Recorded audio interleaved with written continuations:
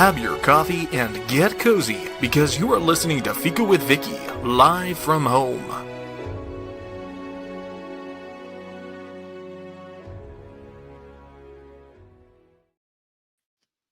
Hello, everyone, and welcome to Fika with our returning multi-talented guest, Mr. Mark Ryan, and me, your host, Vicky Benison. Mark has visited with us 6 times, count them, 6. And his introductions keep getting longer and longer. So I am going to officially welcome him now, and then he will feel free to be part of the conversation and not just sit there. Welcome to Fika, Mark. Hello, Vicky. How are you? And thank you for inviting me back. It's always fun, and we always have an interesting conversation. I look forward to our conversations. It's like, oh, I haven't heard from Mark. Maybe he has some time on his hands. Not much recently. It's been pretty hectic recently, but yeah. For many different reasons. Lots of different reasons, yes. The official introduction. I think it's safe to say that Mark's life has jumped the line between reality and imagination freely. He really has been a member of the British Intelligence Corps attached to the Direct Special Forces, as well as a licensed PI in Los Angeles. As an actor, he's been Nazir, a merry man in Robin Hood, several alien robots in the Transformers franchise, and a pirate in Black Sails. Musically, he did several major shows in London's West End, including Evita, and has written and produced a musical adaptation of Wuthering Heights that I love. As an author, he has written his biography, Hold Fast, the graphic novel, The Pilgrim, and the Greenwood Tarot, the Wildwood Tarot, and the Sherwood Oracle. And he was also a sword master on Arthur, training Keira Knightley, Stellan Skarsgård, and Clive Owen, helping them to become the heroes that we see on the screen. He's also been co-producing some things, and I want to catch up on that later if we can, especially 23 Letters. I'm sort of invested in that. So, though I believe that living between both reality and imagination has given Mark some amazing life experiences, and we have to also mention all the work he's put into that. It's not all magic. I also feel that the reality of our own personal stories are important. And Mark's personal story has gotten a little away from him lately. So I'm going to let him I'm going to give this to him to take it away, and it's all yours, Mark. The mysteries of the Greenwood Tarot from beginning to end. The mysteries of the Greenwood Tarot. Where would you like to start? Would you like to start at the beginning? Where would you like to start? I think we need to acknowledge that not everybody out there knows the Greenwood Tarot. So for those viewers, just like an introduction of what it is, how you got into doing this, a little bit about Robin of Sherwood's connection, maybe. It was always, as I've said previously, it's actually in the book. I mean, I grew up in Yorkshire. So as a kid, we used to play at Sprotborough Falls, down the road from Conisbrough Castle, which is the castle in Ivanhoe. Walter Scott wrote Ivanhoe, partly in Sprotborough, at the falls there. Scarborough Fair, Scarborough Castle, Robin Hood's Bay, trips to York, where there was 9 Knights Templar Preceptories.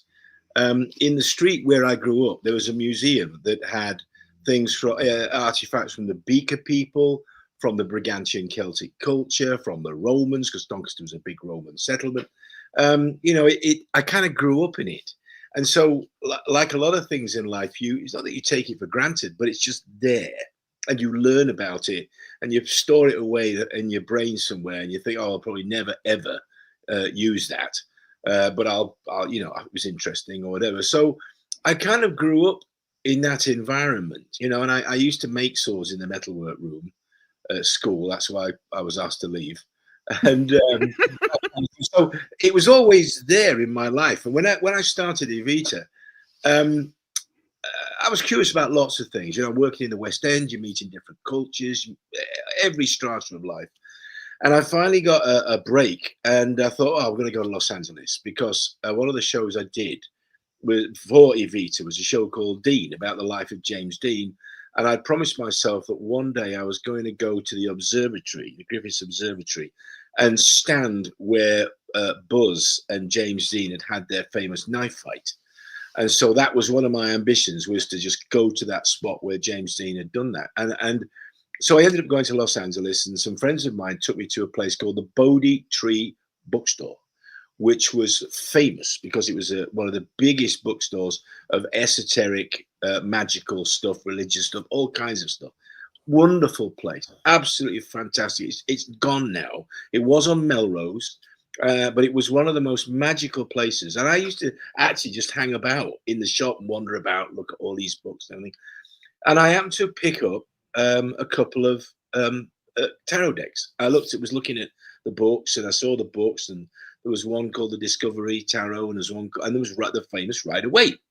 So I went, oh, I'll have a look at those later on, and I'll see if I can, understand it. I've always been interested in the human mind, how the human mind functions, and either in this reality or in another reality, the realities that we create. And so that was kind of the beginning of the key of me looking at those archetypes and going, oh, this is interesting. How does this function?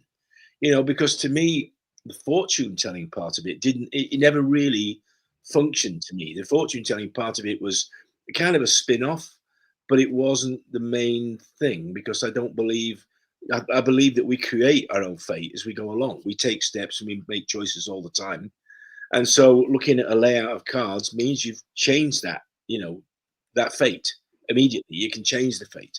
So anyway, a lot of those decks were based on Cabala, and I just couldn't get Cabala. Cabala just did not speak to me. It just was too numeric and too, I don't know, the shapes of the way the whole thing was set up. I just could not dig it. And I don't know why. It was just one of those things. So the whole was put aside for, I don't know, several years. I never looked at it again. I finished Evita, played Shay for 2 years. Then did a film called Who Dares Wins about the SAS raid on the Iranian embassy siege. And then along came Robin of Sherwood. And I was thrown back into it again, because obviously we're talking about mystical ideas and Herne the Hunter and the God of the Forest, and how we interact with nature through these mediums. Sometimes they're called Herne the Hunter, sometimes they're not. We envisage sometimes these creatures of the forest or ghosts of the forest, or however we come up with these iconic ideas of communing somehow with nature. And so that kind of triggered the thought again about, the background of Yorkshire and the history and all that kind of stuff. And one of the interesting places I went to was Fountains Abbey. There's 2 great big Cistercian monasteries in Yorkshire. Revo Abbey is massive, and Fountains was big. And Fountains is famous because on one of its transepts, the right transept, outside there's a great big green man foliate head, and I mean huge. He's big, he's massive, big thing, and his beard flows through the top of the window and goes inside of the church. So I actually remember asking as a kid, like, what does that mean? And he said, well, come with me. And he took me in, and inside, the beard of the foliate head turned into an angel, and the angel is holding a thing of dates. And I asked him, but you can't tell what the dates are. They've all been worn away by the weather. I remember saying to him, what do you think that was? Because it's too high up for it to be psalms or hymns. You can't see. He said, we think that was a memorialization of the dates where, like, the Synod of Whitby came in, and Britain was then accepted Christianity as, the religion from Lindisfarne, where there was a monastery. And we think it's dates that meant a lot to the people that were following the history of Christianity in the UK. Again, I just found it interesting, but I stored it away in the back of my brain, and I'll never use that again. Little did I know. And So I was in Robin of Sherwood. I just got absorbed by that whole thing of 3 years of my life running around in the forest with the boys, who we are still all close to this day. In fact, I only spoke to the boys this morning. So, we are still the merry men to this day, and staunch we are too.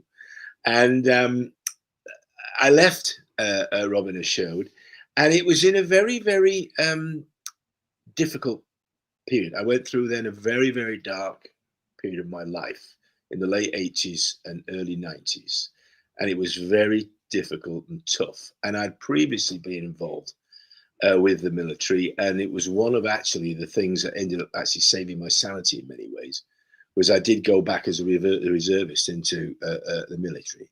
But along with that came what was called psychic questing in those days. Andy Collins, all down to Andy Collins. He never did get credited on the Black Alchemist or the Black Magician or whatever it was. But anyway, Andy, it's all down to you. It's your fault.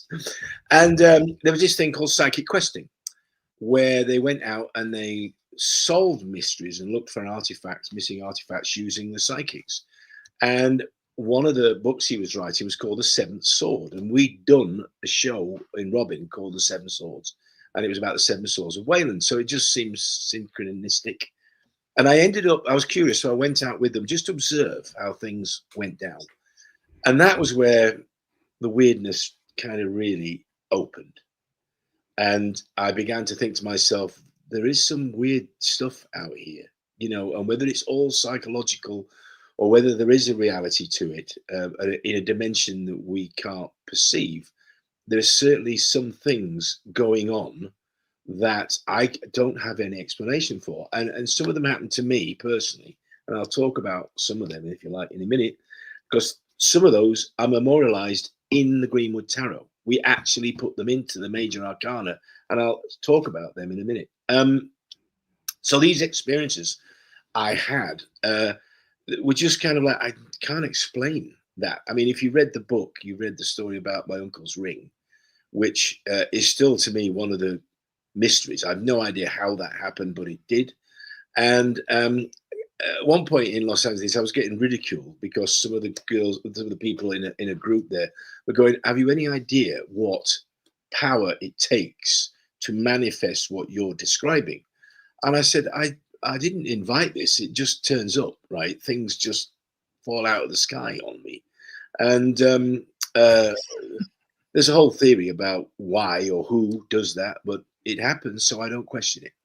And so I went out with Andy Collins. It was Andy Collins that introduced me to Cheska Potter, because one of the issues was about what was called Ellen of the Wells and Sacred Trackways, which Cheska was into, which was an old, we believe, Brigantian Celtic goddess who guarded the roads and trackways in Britain. And crossroads, she was goddess of the crossroads, and a lot of the roads that were in Britain at the time followed the ley lines. So possibly a linkage between ley lines and roads and energies and the manifestations of these gods and goddesses. But Ellen was one of them. So that's how I got introduced to Cheska, and we started talking and immediately struck up a friendship.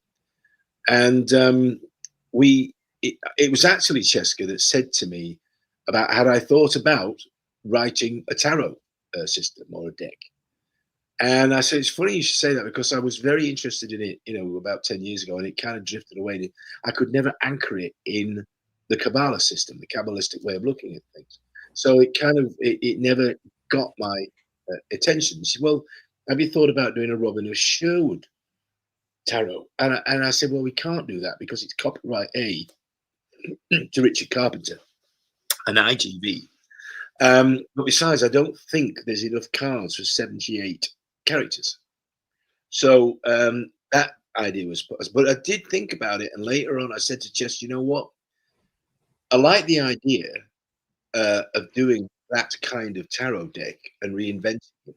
However, there's two things we need to change. We need to, let's not go Robin of Sherwood, let's go wider, because 78 cards. So you've got, let's do the seasons, the whole thing of all of the characters and the fractals of personality that we all have in our heads.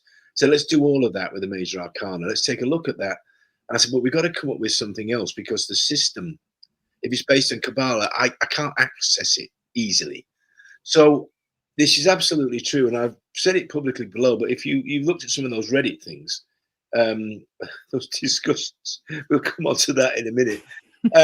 We actually took the Rider-Waite that I had bought in the Bodhi Tree bookstore, and we laid the entire deck out in a circle on the floor, and we put them where we thought the cross-quarter days were, where the festivals were, where the north was, where the south was, where the couples came together, the green man, green woman, the hub of it all. We laid it out on the floor, and all but for a couple of minor changes, not to the actual cards, because that came later. Obviously, we started reinventing the cards to fit a better Greenwood type ethos. But we looked at it and went, I think this is how it's supposed to be. I don't think it fits Cabala easily. It fits the Wheel of the Year because of the festivals and the animals, and where the animals are related to. Obviously, later on, they became linked to like bunnies and Easter, because Eostra was the goddess of bunny rabbits and fertility. So estrogen, it comes from the whole root of the same word, apparently. And so we started looking at those things and putting them together, and I went, this is just more natural. This fits. And I actually called John Matthews, who you know I've worked with as well, because we did Wildwood Tarot together. I actually called him and I said, John, let me just lay this on you. And I explained to him what we'd done, and he went, I wish I'd thought of that. And obviously we were friends, so I said, well, don't nick it, because we're going to do it. So that's how it came about. And once we started to work on it and look at the system, we went, it's just a natural flow. And for me, it was just more accessible. The Wheel of the Year is just more accessible as a framework for a psychological triggering system, which is what tarot is. And so that's how it came about. We started talking about what cards we would change. And obviously with Cheska, she wanted to empower more empowerment for the female energies in the deck. So we came up with things that would empower the female energy in the female side of this. And I'll just give you a quick example. For instance, this is the Archer card. This replaces the Charioteer, which of course is a male-dominated card of a guy driving a chariot. And we were talking about, what we could find that would encompass controlling energy and releasing energy and balancing this power like a chariot, but have it so it could be a female-formed card. And guess who helped train and coach Judy Trott for Robin and Sherwood? Because you have to really feel comfortable with a bow to be able to move and all that kind of stuff. So Mr. Archer here became the thing. And I've tried to explain it's about balancing all that energy and power and then releasing it with intent, and it will go in the direction. But you've got to be focused. You've got to be still. You've got to breathe. You've got to be, you know what I mean? That's the whole what that card is all about. And I know the person who this is, and she knows that she's in this card and she's on my Facebook. But so yeah, we tried to rebalance some of the female energies in the standard Rider-Waite deck and empower more female energies in it. And one of the ways that we did that, to take a second look at that, is that we actually went out together to a lot of sacred sites and a lot of ancient sites to just try and tune in, really. I call it tuning in. I don't know how else to describe it, but I'd watched Annie Collins's team, how they worked. And I went, well, you don't know, do you? If you open yourself up and just invite things to come and talk to you, let's see what happens. And so I did, and they did. And some of it is in this deck. For instance, this one, I had to reflection. This kind of happened to me in Camelan Valley in Wales. And I was actually researching an Arthurian project. And in the legends, Camelan Valley, which in Welsh means Crooked Glen, I believe, was a place of the last battle of King Arthur, one of the last battles. and you understand it because it's a great place for an ambush. If you look at it from a military point of view, which is what I was trying to do, you know, what was King Arthur doing in Wales, and why was he able to move around about so much? Because he was a cavalry officer, as we tried to do in King Arthur. And so as I was sleeping by a waterfall halfway up a mountain in Camelan Valley, I had this visitation by this figure in a dream that I thought it was a dream. As the water was flowing, the water turned into this human shape. And it was one of those lucid dreams where you see something and you go, what is that? Am I dreaming? What am I doing? And then I was, in fact, out of my body. And I was looking at myself in my 1958 British Army sleeping bag, in my sleeping bag. And this figure walked across, half in the water, half out, sat on the side of the riverbank and started to talk to me. So in the dream, I am looking at myself in the sleeping bag with this watery figure talking to me about fate and energy and about nature and human consciousness in nature. And she was going about consciousness of water, which now I believe they've actually shown that water can actually react chemically to being stared at or being looked at or being studied and stuff like that. So again, I had no idea about this in my lucid dream, watching myself. And then this figure said, she said, I'll show you what I mean. Come with me. And I was like, in the dream, and the next thing I know, and I can only describe it like this, I'm tumbling down the waterfall as if I'm part of the water. And it was myriads of lights and round flashing baubles of light around me. And I want to emphasize here, before people start sending you questions, I've never done any drugs in my life. I've never done anything. I drink, I'll have a glass of wine, I'll have a gin and tonic, you know. I've never done any hallucinogens or anything. When I was in the West End, I was always worried about my voice and about my lungs and singing. So I did not, you know, didn't partake, particularly smoking. So just never got into it. So I never needed it, actually. It's always been, these things come to me whether I like it or not.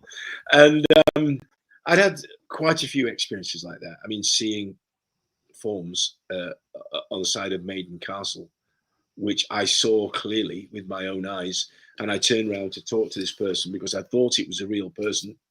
Gone. So I can describe this person to you now. She had long brown hair, like a greeny brown woolen shawl, long greeny brown to the floor sort of skirt. And she was stood there leaning against a tree. I couldn't see her face, which apparently is a good thing because you're not supposed to see their face. And as I walked past, I literally looked, and I walked. In those days, you know, meeting somebody at 5 o'clock in the morning at the side of a Iron Age Hill fort, you know, I thought, well, maybe she's lost her dog, or you know, maybe she's whatever. So literally, I'd only walked about 6 or 7, 8 paces, no more. So I turned around just to say, "Are you all right, love? Do you need help? Are you okay?" And I literally turned around, gone, and gone, disappeared. And I saw her as clearly and as plainly as I've seen any human being in the flesh. And so I searched around, I looked around because it was due 5 o'clock in the morning. You could see nothing had gone through the grass. There was nothing. I could see in the 300 yards all around, through the trees or whatever, gone. And so I can't explain those things. You know, I try not to, actually. I just accept that it is what it is. So that's how we started then writing some of the cards. And I would tell Cheska these stories.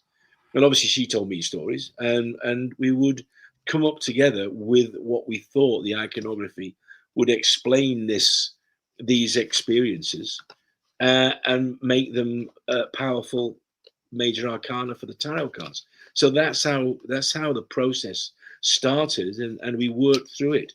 And so the concept, for instance, of the Muse, the reflective tool, that's John Dee's scrying mirror there in that card. That was a Cheska. She put that in there about the scrying mirror, about reflection, and taking the boat, letting your soul go to the island, and you go to the island to make your coat of fate, if you want to call it that, or a cloak, and how you weave your cloak of fate. You make it, you put it on, you wear it, and you live your life with this cloak of possibility and probability.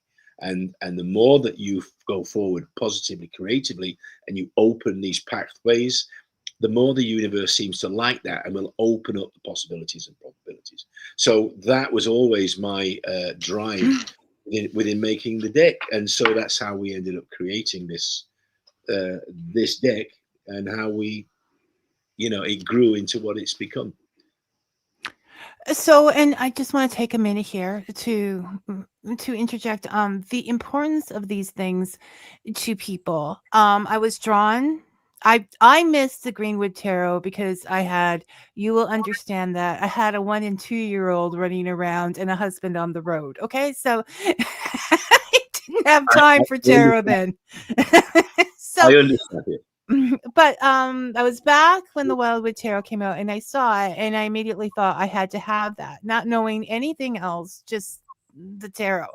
And then I started reading it, and the first thing I thought was, when you started talking about your military experience in the book, I thought, this is not your average tarot creator. Like, you didn't, they're not usually, you know, special forces, so intelligence. So I went, I adapted to that deck. That deck spoke to me right off the bat because it was experiences with nature. It was experiences. And I think the first time when I was in Niagara Falls, and I wanted to talk to you, like that was not to make your ego go out, but I was like, hey, if I do this show on bugs, my goal is to talk to Mark Ryan, right? So anyways, I reposted a thing about Old Fast, and you were there, and I just was like, my husband's in the background going go go, but I'm like, okay, this is my chance, and you liked it, and I was like, you know what? You are the one that told me to follow my arrow, to focus, to make things happen. It's so important. So I focused on you, and here you are, 6 times later. I'm still here. Keep coming back. So that is the story of how you got there. But it really is, you know, you take a wand or anything, and it's just focusing the energy at the end. Like, just take the big idea and keep focusing till it comes It's through. so applicable in just about everything in life. And that mental focus about putting out positive energy. I mean, like we talked about the UAP thing a little while ago, and about the psionics and all that kind of stuff. It's becoming accepted that the human brain functions in much more complex ways than we know, including probably in a parapsycholic, psychic way, in that there is this field, as I've keep going on about with Rupert Sheldrake, there's a field out there. Jung called it the collective human subconscious, and Sheldrake calls it the morphic field. And it's got it's a conscious field. It's got knowledge, and perhaps holds a lot of knowledge, and we can access it given certain conditions. We don't, because instead of being out chasing mountain lions and hunting, you know, mammoths and stuff like that, we nop down to Sainsbury's and pick up a tin of peas, or you know, go to the butcher's and get some sausages. We don't need to do that. So all those senses, which are both within us and outside of us, we've kind of lost the thing of exercising those things.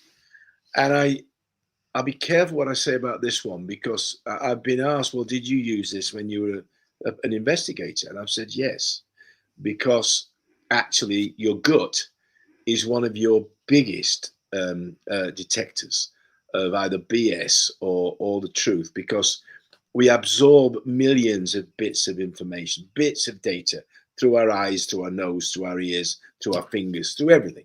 And people look at people and they can usually read them, but we tend to ignore it. We tend to send it away. And when I've been teaching investigations or intelligence type exercise stuff, I said, if your gut tells you something, believe it, because there's a reason that you're picking up these signals.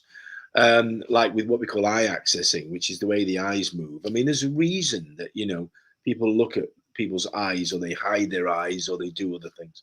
So that's, I've used that myself in investigations, sometimes in difficult situations.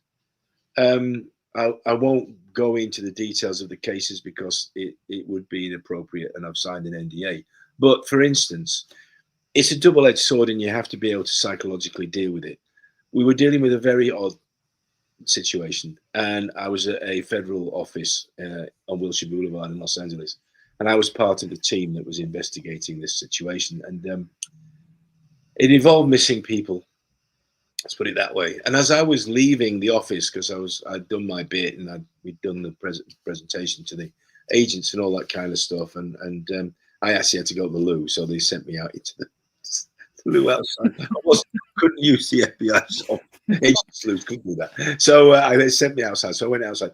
As I went outside, this woman, this lady, came up to me and she grabbed my arm, and she looked at me. She wouldn't let go, and she said, "I know that you know where my son is."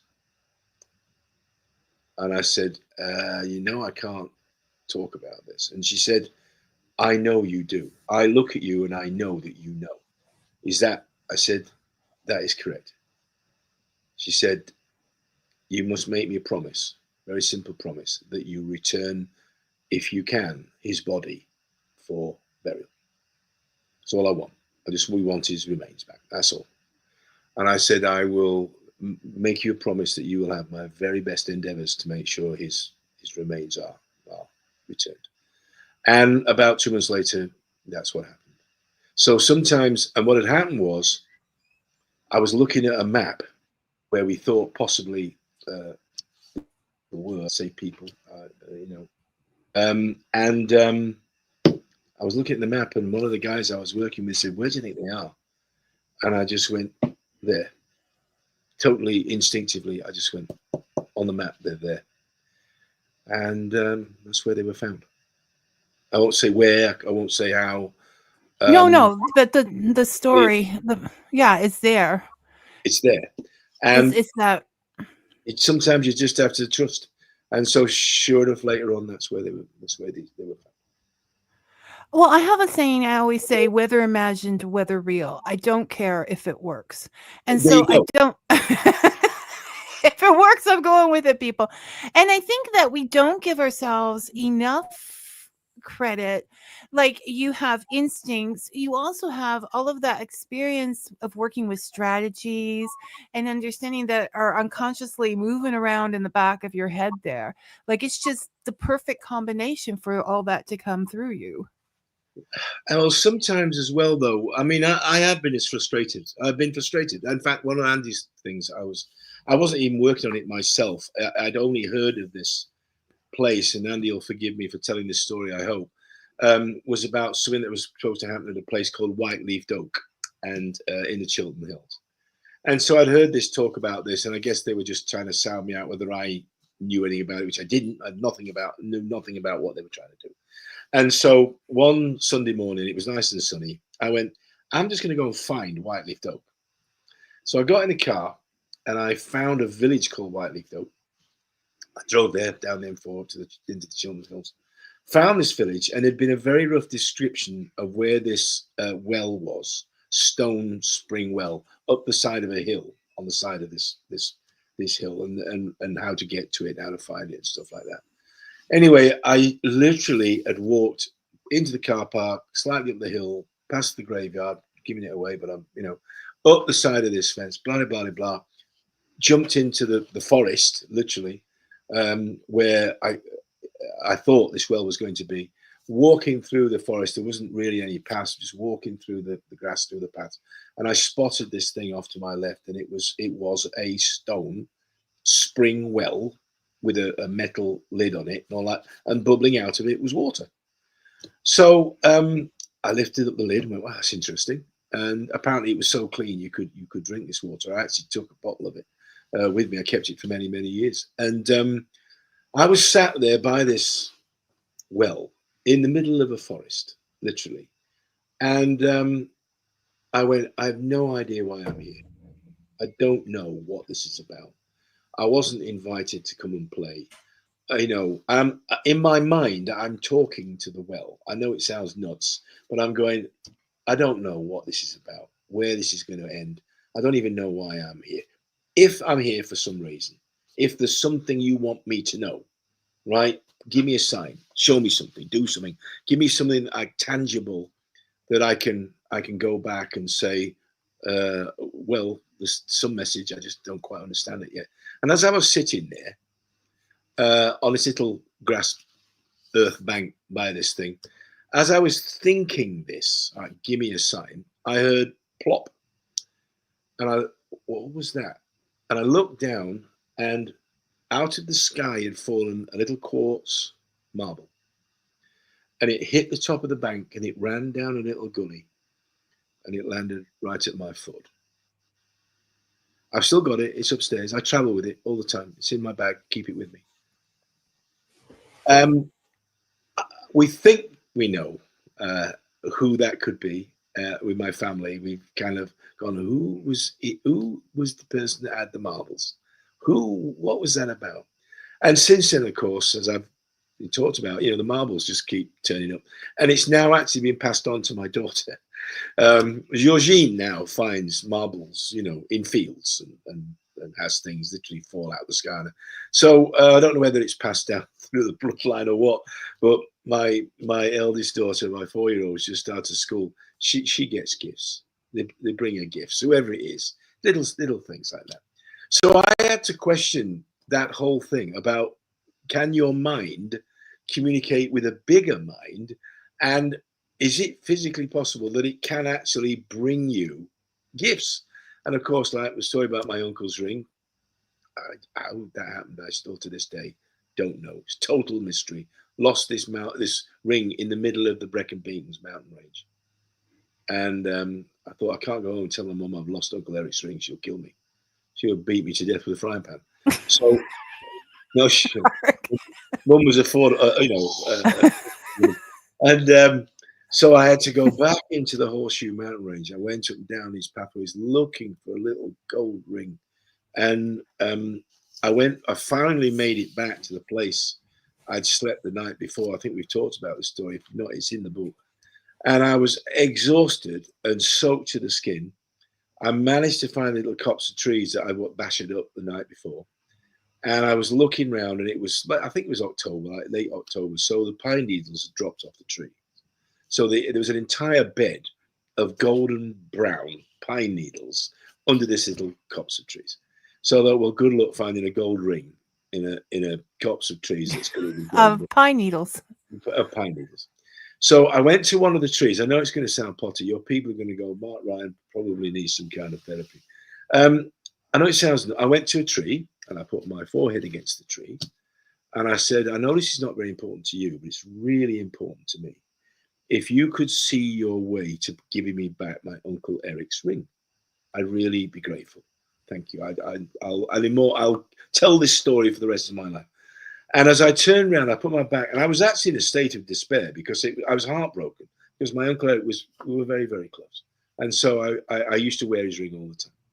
And I'd lost it in the mountains. And so I turned my back against the tree, and I slid down the tree, and I put my left Dana boot into the mulch on the ground.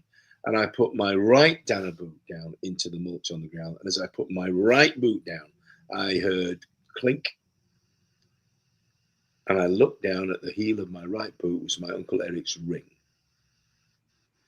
Now, it could have been there all the time.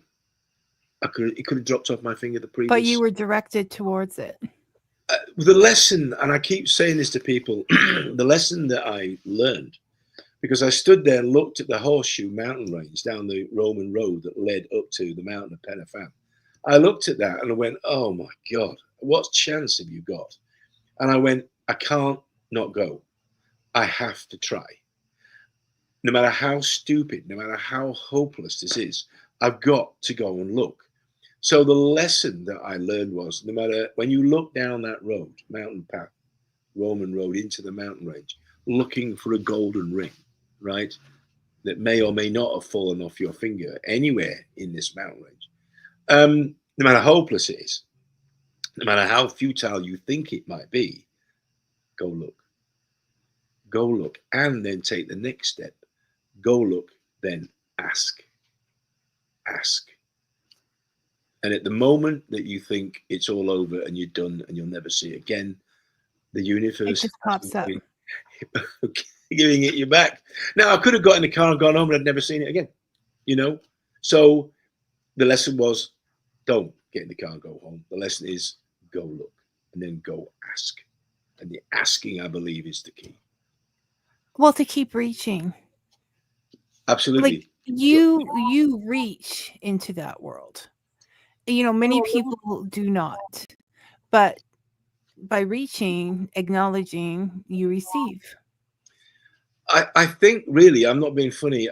I try to mix the quantum physics with the quantum mechanics with it. I keep getting told off saying quantum mechanics, quantum physics, because for me, it's about asking the question. If you ask the question, you create a void.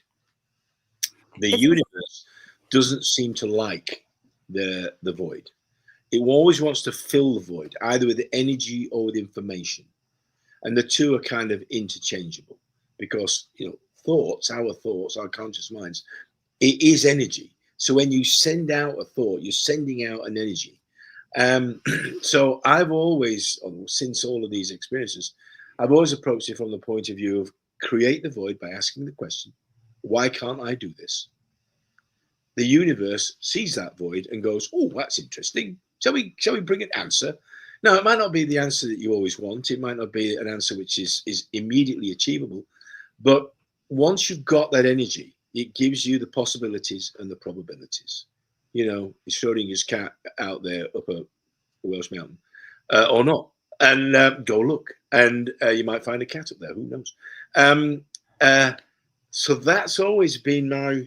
If you don't ask and you don't go, you don't put energy, you won't get. It won't. And so you to bring it back, you were bringing all these experiences and all of this understanding to the Greenwood Tarot. Yes. Yeah.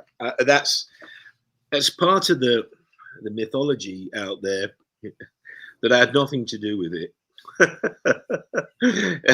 According to Reddit, anyways. Reddit, it's actually one of those things, and I mean, I don't want to use the word cesspool because I don't want to insult people. But one of the things about the internet that and I guess it's come from where we found ourselves in the world at the moment. People say the most outrageous stuff, which cannot be true. Because there's witnesses, there's people that were, you know, have been there and were in your life and spent time with you. And you know, I try to say to people, you do know that Cheska lived in my house for almost 3 years. We worked together for almost 5 years on this, right? So I wasn't kind of like on holiday for 5 years while we were doing this. I was the one in the burial chambers. I was the one standing on the eye of the White Horse at Uffington. She sent me in to go right into Wayland Smith. Tell me what you see. That's where the whole thing of the Great White Bear, which we've used in Wildwood Tarot as well. So I would come out and I go, I know this is going to sound mad. One of the things that apparently popped into my brain in Wayland Smith was a great big white bear, like a polar bear.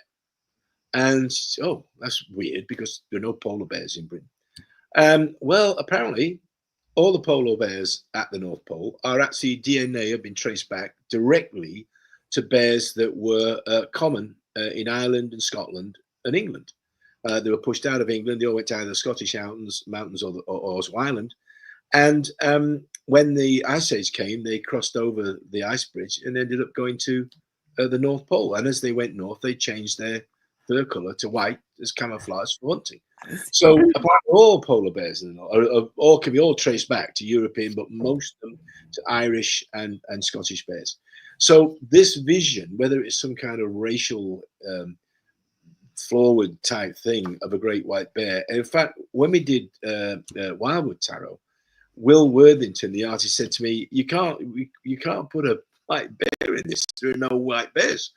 And I said, "Well, that's what I saw."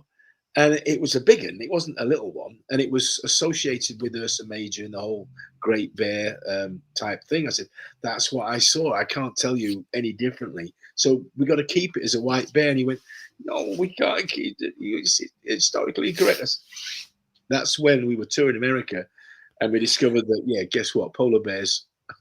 I read that somewhere. I don't know.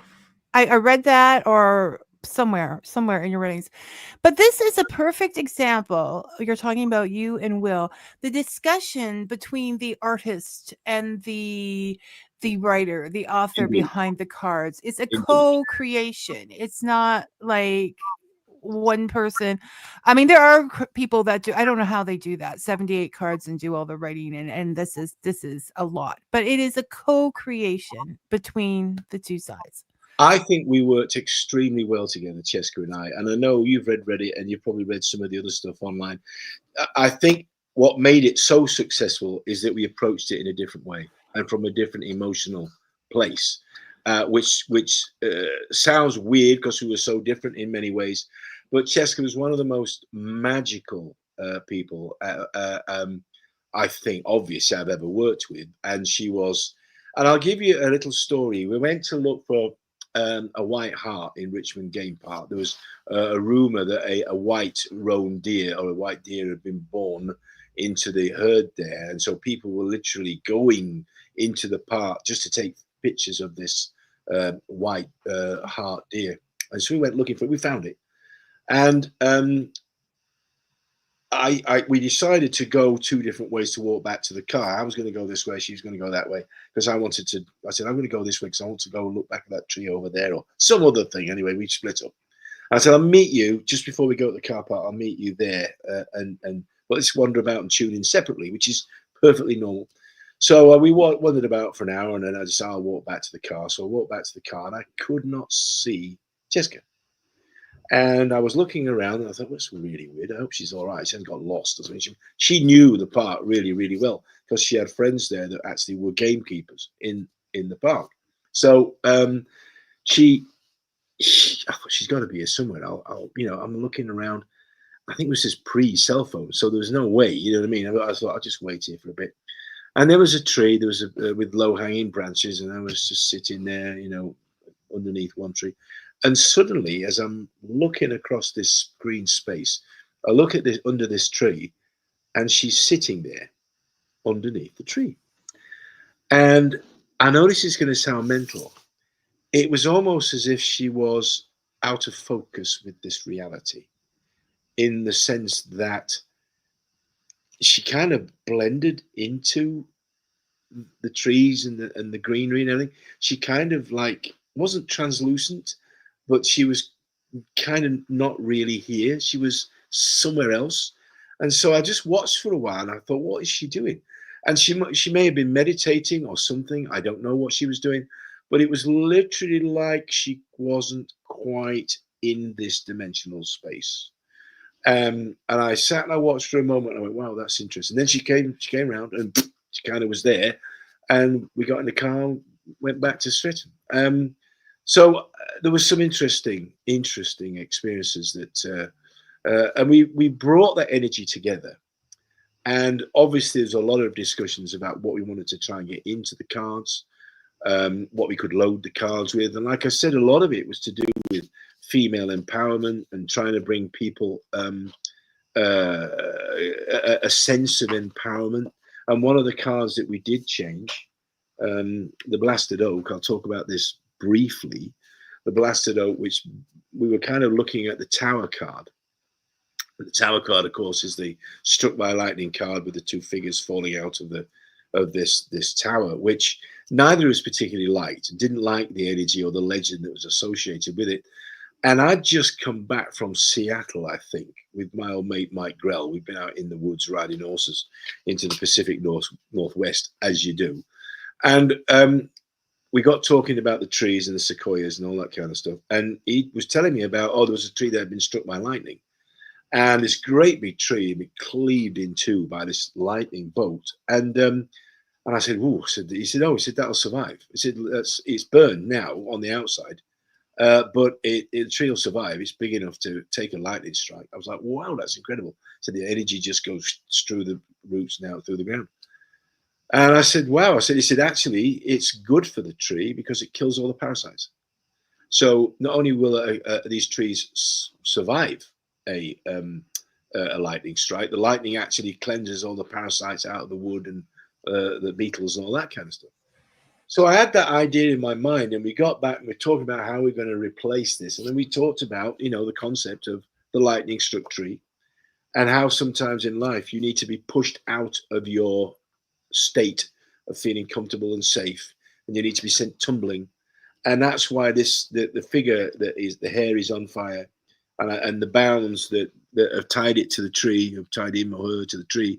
This is very William Blake. We drew a lot of imagery from William Blake, as you can see. That is a William Blake image, and the idea that you are blown out of this, thing, which was linked to again the Hanged Man card again, which was a male card.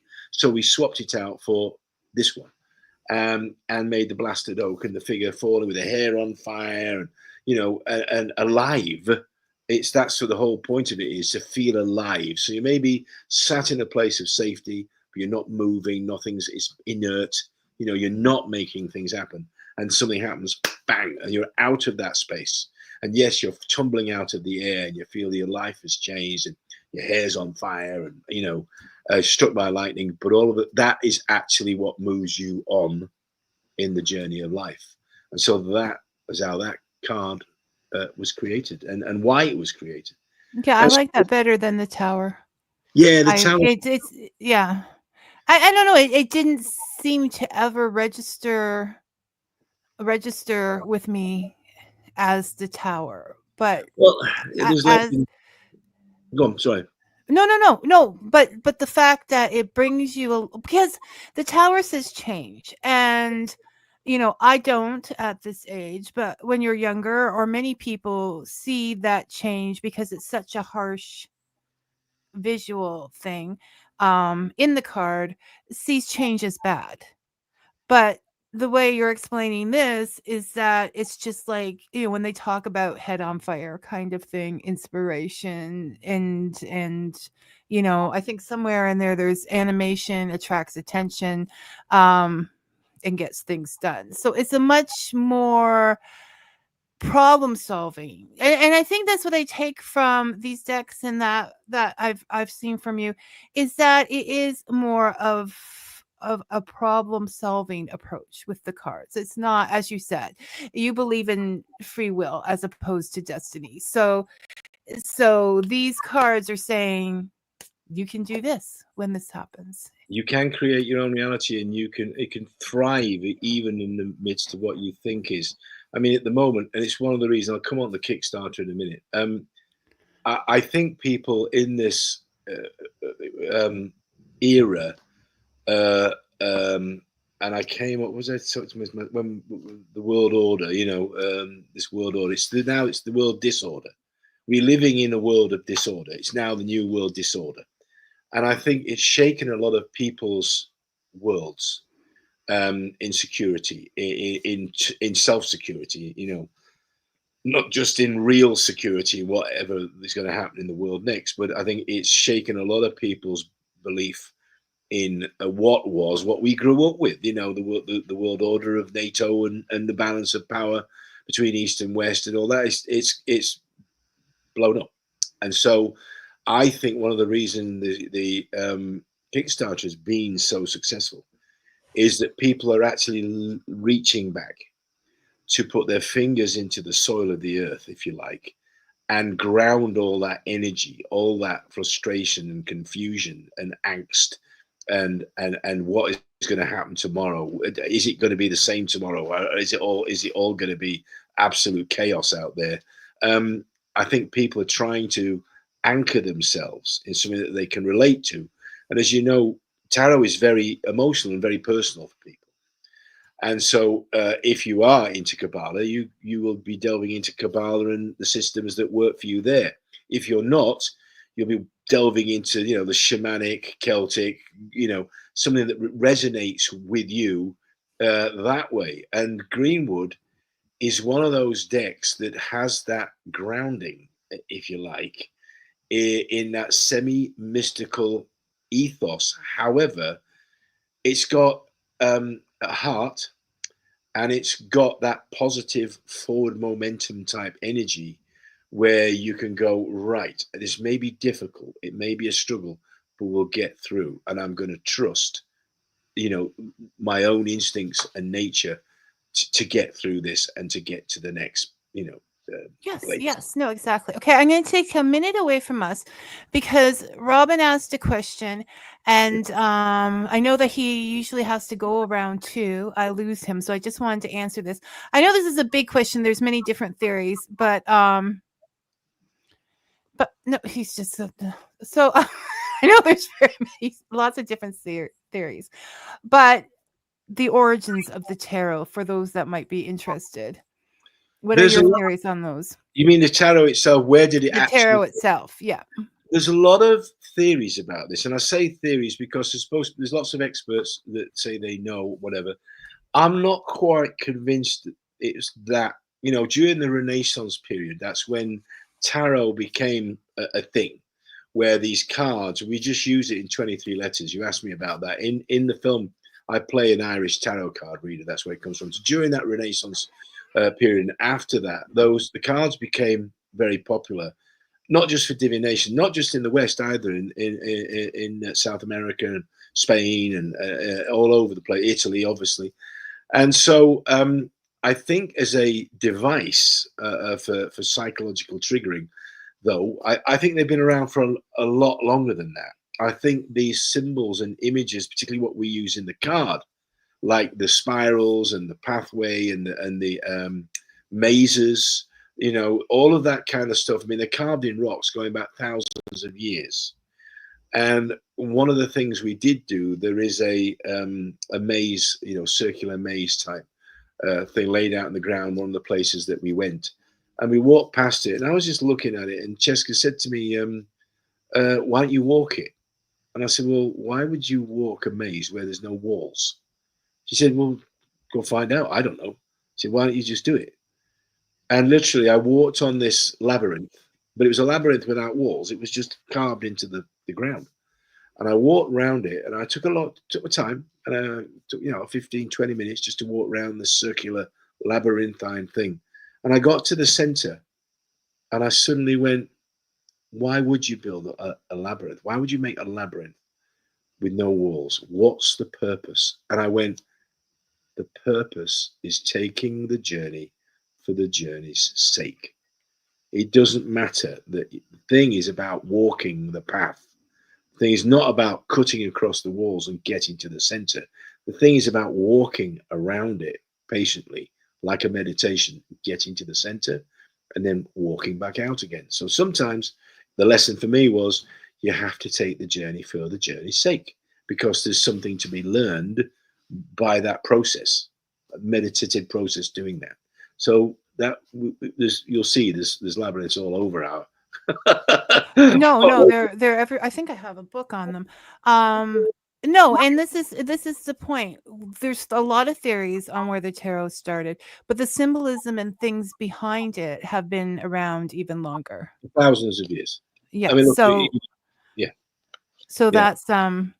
That's the thing. Okay, Robin, you have work to do. Here's your labyrinth, you see. Yeah, see, right around there. The world tree. So yeah, we stuck it in there. The labyrinth was in the world tree card. Okay, and Robin always goes off topic, but what are your thoughts on this Mandela effect people are experiencing everywhere? The what effect? Mandela. I don't. Oh, I think I know what that is. Let's look it up. I've been kind of busy for the last 2 months, 6 weeks. So. And why have you been busy, Mark? Well, in my mind, I thought what I'd do is print up a couple of 100 decks of the Greenwood Tarot and just see who was interested in it. And so a pal of mine, I'll give a shout out, Hal Laren, pal of mine, Hal, said, well, why don't you do a Kickstarter and get it funded that way? Because I had no idea what it was going to cost. And he said, oh, he does it all the time with his comic books and stuff like that. So the original idea was to raise enough money to, say, print off 200 or 300 decks. That was that. And so we only asked, I think we asked for 7,000 and with a top of 8, just to make sure we had a cushion to make everything that we wanted, possibly with bags. Yes, I get a bag. The surprise gift. Bags or little. I tried to show this the other day, but we couldn't get it to focus properly. Maybe it will. Hopefully, it will focus there. There you go. I see it a little bit better than we did. So it started out like that, and of course, it's gone absolutely potty. So yes, we've kind of been. And what I've tried to do, and I hope people who watch this understand this, I've tried to answer every single question myself. You know, we've got people helping us, obviously, with setting up the thing, and people have engineered the videos and stuff like that. And so, yeah, I've had a lot of help from my pals that have come and rescued me. I don't know how this works. I'm completely, you know, when it comes to computer stuff, I'm not particularly brilliant. I know how to use Facebook and Word, and that's about it. And so I've had lots of people help me generously with their time and support. And it's gone absolutely potty. I've tried to answer every question. Well, but the thing is that okay, so I'm in Canada. I really, really want this deck. I really, really want this. First of all, I'm dealing with the fact that it starts early. And what was your original number that you put down for it? Was it 300 or was it 100? And then do you want to hear something completely stupid? And this is absolutely true. I actually was invited to go and visit an abandoned base here in the Netherlands that was to do with the Second World War, where they were tracking British bombers, English RAF bombers flying over. And it's a closed museum, but I got invited to go. And it was the morning that this thing was launched. And I said to Lucian, I said, I'll tell you what I'm going to do. I'm just going to set up the computer. Because I wasn't expecting, honestly, I was expecting, you know, a couple of 100 people. And so we put 7, I think we started at 7. Anyway, I left. I went to this museum. I was at this museum. And it started whenever it was, 12 noon. And Lutina called me and she went, can you see anything on your phone? I said, what's the matter? She said, we raised the 7,000 was raised in the first 12 minutes. I went, what? It was crazy. By the time I get on there, and then my son is like, well, I'll buy it for Mother's Day. And I'm like, well, you gotta hurry. And I think I came in at 300. I'll sort you out. Within I got in at 300, and then you raised because you raised it to more people, but I think I was like 300, and I'm like, please let it work, please let it work. Well, the mad thing, of course, was that I did say the first 20 people I'll go give a reading with, and we'll use the deck. We'll go through that. Well, that went like that. For 20 people went in literally about. There was no way. 7 minutes. We hit the goal, I think, that about by 3 o'clock in the afternoon, and by the end of play, they had gone through the 8. And so I was like I was absolutely, I'm not making this up, gobsmacked. And so by, I think, not the next day, we were at 20,000, and the day after that, we were at 30,000.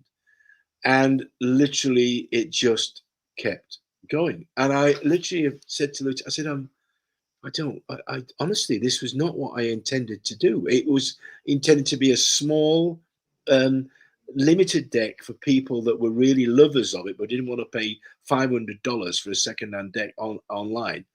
And so that was what happened, and it just blew up. But what it does, Vicky, I think, and I'm so grateful to people that have backed it. I think people, as I said, are looking for a tribe. They're looking to join a circle of people that they feel safe. They can have these conversations about what we're talking about. They don't want to feel they're going to be judged and they're going to be told, you know, you've got to go, you're going to hell or whatever. They don't want that. They want to be able to join a community like we had in Robin Hood. And people have asked me that, and I'll say it again here now. Somebody wrote to me and said, you look like you were all very close. You're all such good actors, because it looks like you were all really, really close friends. And I said, that's because we were. We were. What you see on screen is our actual relationships, which grew out of the test of riding horses and doing sword fights and jumping off stuff. And we became the merries. And so we're still close to this day. So it wasn't acting, it's how we were. We still are. When I talk to Ray, Clive, and Jason, it's exactly the same stuff. They have made me laugh last night. I had me giggling last night. I was on there in the midst of all of this stuff going on with the Kickstarter and other things. And we were talking with each other, and suddenly that whole thing, I was literally sitting upstairs at my desk, laughing out loud at the interplay. I do want to mention this because we did talk like it was going. It is still going on. They have upped the numbers. So if you still want to get on, it's in the description of the show, the link. If you still want to get in on the Kickstarter, you have 2 more days, 30 days. That's September, April, May. Only one more day. It closes Saturday. Yeah, it closes. So you have one more day. Yeah. And because it went so fast, there's supposed to be a draw for 10 tarot readings with you, Mark. 10 to start with, and then we're going to do another 10, which we will choose completely at random. So we'll just use them at random. So I have my deck. My deck ordered, but you could randomly sort out a tarot reading for me. You never know. That's not fair. Ask the universe, and it might bring you a May I have another? Yeah, because I did get a Wildwood one like way back during COVID, and I'd like to get So okay, universe. Why am I asking the universe when you're sitting right in front of me? I'm sitting right here. Let me just clear this one up as well. I want to clear this up as well for your watchers and people that are out there on Reddit, whatever you're doing quietly in the comfort. Yes, we want to get to that. I want to clear this up. Cheska Potter has endorsed and supports this deck. Whatever you read, whatever you're hearing it from me, right? Cheska Potter has said, you have my blessing, get on with it. And so we are, and of course she will earn some money out of this, which I can't really say any more than that. I can't, because I respect her choices and I respect her privacy, which was one of the conditions, which I said I'm not going to reveal anything. I won't. I can't. I don't want to. I respect what your decisions and your idea of privacy. But you're hearing it from me, whatever you hear online, because it's all. Cheska has given this her blessing and has sent a message to me to say, not a problem. Get on with it. You have my blessing. And I've said, don't worry, we'll work it out. So whatever you read, you're hearing it from the horse's mouth. I hope this doesn't open more Pandora's box of hate mail and lunacy that goes on. But that is the situation. So it's thank you, Cheska, for doing that. I really appreciate it. I understand why you want to remain private, and what can I tell you? Blessings for letting us do this. And I think, I think you're doing a service not just for yourself in explaining this situation, but there are so many stories of people, whether it's just on Facebook from a relative, where their stories are distorted, and people all jump on there and start judging this person when they don't even know the facts behind the story. Why they are so involved in other people's lives, I don't know. Let me give you a quick explanation. On the front of the book, it said, we owe the catalogue, blah, blah, blah. Mark and Ryan, Cheska Potter assert the moral rights to be identified as the authors of this work. This is the work. It's got the artwork in it as well. It's got the whole thing. Now, when we wrote this, IP wasn't a thing. IP they never put that in a book, right? It was, you had moral rights, which is the same as IP, but people get that confused because they go, yeah, but it doesn't say IP. Well, IP only has become a thing in the last 10, 15 years since there's so much plagiarism online. When we did it, it wasn't how it was done. However, what it means is we split the rights to everything within the system. So I have always had, and I had Cheska's permission to do this. The reason I didn't was because, and as I've said, this is historically true, I've been consistent in this. I wanted to wait to see if she showed up. And I wanted to know she was safe, and I wanted to know that she was well, and I wanted to know if she wanted to come back, she was welcome, whatever.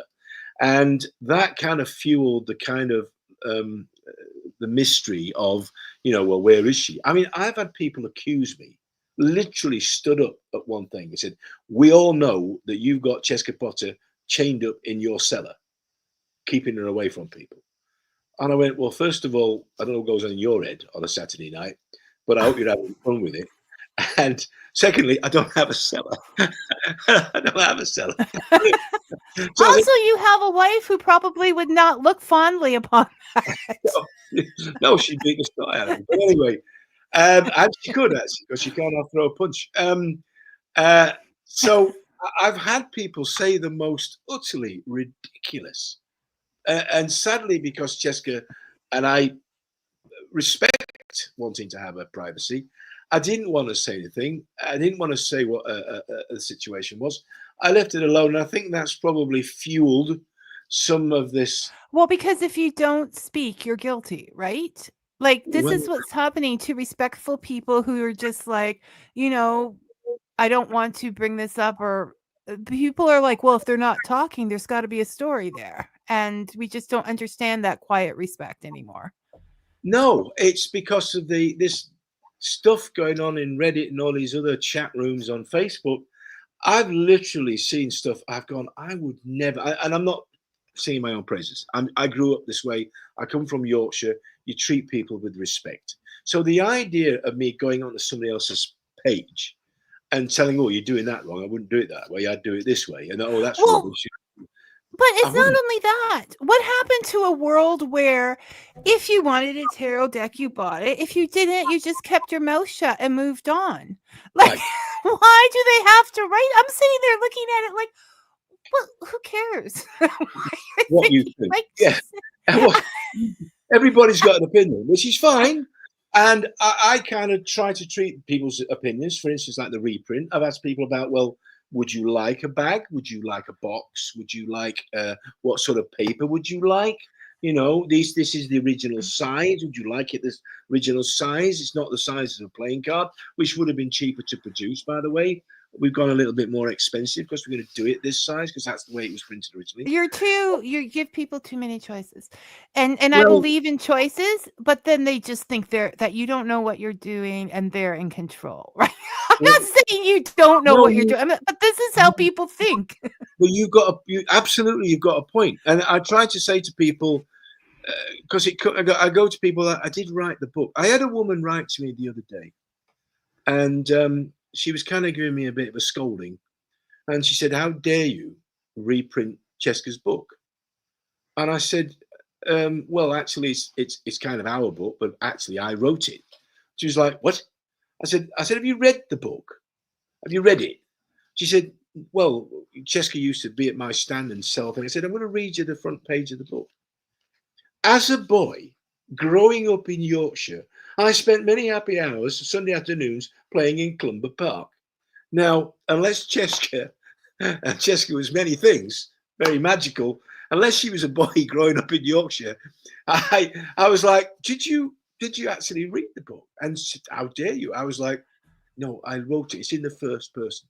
If you actually read it, the way I describe the cards and everything, it's like that." And so we jointly own the whole system and all of that, the iconography, the art and everything. And so I just want to take a minute and do my Mark Ryan endorsement here because I feel the need to. I have read all your books. I have talked to you 6 times. Okay. I haven't read the Greenwood Tarot yet, but I have Pilgrim. I have Holdfast. I have the Oracle of Sherwood. I have the other. I've read a lot. Okay. I haven't read the Greenwood Tarot yet. And I've talked to you 6 times now for extended amounts of time. And we've communicated to do these shows and information. And every time you bring up something that you've been involved in, you bring the group. you say, I owe this to so and so. These are the guys, and we're all the merriment. You bring the other person in. You sometimes put them in front of you, because you are a grateful person, and you want to make sure that you are giving credit where credit is due. So I would like to say, after all of that, I cannot see you in this one situation trying to take all the credit for something without it being out of something like this or respect. And I truly mean that, people, because I do not everything. I was in this play, and so was this, and someone was this guy gave me a hand up, this person was there for me in all of your writings, in all of your speakings. And so, but it's true, and in the sense that I believe in playing it forward. I believe in that. I do it here in the film industry here in the Netherlands, because they're struggling to build an independent film industry, and I do stuff with the students, and I do go and watch their plays, and I do go and work on their projects. It's just a way of paying it forward. And I think Ray said something very interesting once, and I'll repeat the story because it's true. And I think Ray Winstone. Ray Winston. We were sitting around having dinner one night, and I said something like, God, we've been lucky. If you look at our lives, when we lived, and periods like that we've lived through, and where we've got to, and everybody's created their own lives and careers, you know, Jason, Clive, there's several sitting around. I said, we've been very, very lucky. And Ray said, Marky, we're not lucky, son. You make your own luck. That sounds like him. And I said, Raymond, I said, that is true. All right. I said, I believe what you're saying. I said, all right, then put it this way. We've been very fortunate. When you think of all the barriers there are to get in our professions to point A to point B, there's loads of barriers. And he said, and I had to think about this for a week afterwards. He said, Marky, there's barriers in life wherever you do, wherever you go, there's barriers. The difference is we just didn't see them. We didn't know they were there, so we went straight through them. I had to think about that for a week. I literally was sitting at the table going, what? I had to think and go, when have I ever thought to myself, I can't do that, right? Well, I can't achieve that. When have I actually ever second guessed myself and gone, no, that's not going to work. I don't see that being. I've never, ever felt that way. I know it sounds stupid. I've always thought to myself, I'm going over it, round it, through it, under it. You have to knock it down. I'm going that way. That's what I'm going to do. And so that what we're talking about, that positive energy memento. And of course, momentum, if you do that, the universe goes, oh, here's an entire field of possibilities. What do you want to try now? What do you want to try and do now? I think it loves the universal consciousness, loves that. Do you want to play? Shall we try? Shall we go? I think that is part of it. And that energy will, if you can keep that momentum going, not the negative, moaning, whining stuff that you read. I read this stuff and I go, do you have a happy life at all? Do you have, what's going on in your I don't know. I just don't. I got, oh, the funny thing was, if you went in the same Reddit, I'll just, then we'll move on. But I actually went into the one of the Reddit track because people was talking rubbish, and I just started posting as Mark Ryan, and I was like, let me just correct something. I'll just, so you know, as a fact. So I started doing that, and of course, I'm not getting jumped on, but I was like, you could see that there was like, oh crikey, what? Mob rule was about to take place. Somebody, yeah, and I think it's like anything. My dad's rule was, the bully in the playground, go up to the biggest one in the group, right on the nose. Don't mess about. If there's a bullying group there and they're having it, go up to the biggest bloke you can reach, smack him on the Uter, and everybody else will go, crikey, what was that? And he was right about that. Of course, got me into trouble at school, but he was right. His advice was good. And so I guess that people immediately, when somebody actually challenges them from that position, and somebody was saying some horrendous personal stuff, and I said what I just said. I said, you must be a very sad and happy person, you must have something going on in your soul, which is dark and nasty that you could even, anyway, I got thrown out of the room. The admin came on and wrote, you know, we have taken down your remarks because they're cruel. And I was like, cruel? Have you read They're this? true. They're I went, true. "Oh, There's no, how can you, I feel so, I mean, on one hand, I feel so sorry for these people because I can't imagine a life like that. I simply cannot, where you are just, I mean, they must spend huge amounts of time on the computer because they're everywhere, from what classic donut should we bring back to Tim Hortons to, like, it's everything. They're just mad. I think, I don't know. Again, I don't quite get this, but I see side, without going into the political side of it, with too much. We've got now a situation where people can and do, people that are supposed to be in places of responsibility, say the most ridiculous, untrue crap. And there's no daddy walks in the room and goes, don't say that again. Or mummy slaps him across the face and goes, don't tell lies. It's not good. It's not morally good or healthy to tell We've got no. It's. I don't know, but the point is, if you have been involved in any of these Reddit things and you've thought to yourself, oh my gosh, maybe I don't want to get involved in this Kickstarter. Like, all this stuff is going around it. And I can't say that a little of it was like, okay, this is not really great energy focusing around this in circles. You know what? It's fine. He's got permission. All of this stuff is just hearsay. And I don't know why people are so involved in something when they don't even know the people involved. I love my tarot decks, but it's a tarot deck, people. It's not. Yeah. It's not not to take away their part. So feel free to go ahead and get this. Not because, I mean, I get nothing if you buy it, but because I just want you to be happy and have what you want in life. The energy actually within the actual campaign itself and on Kickstarter is amazing.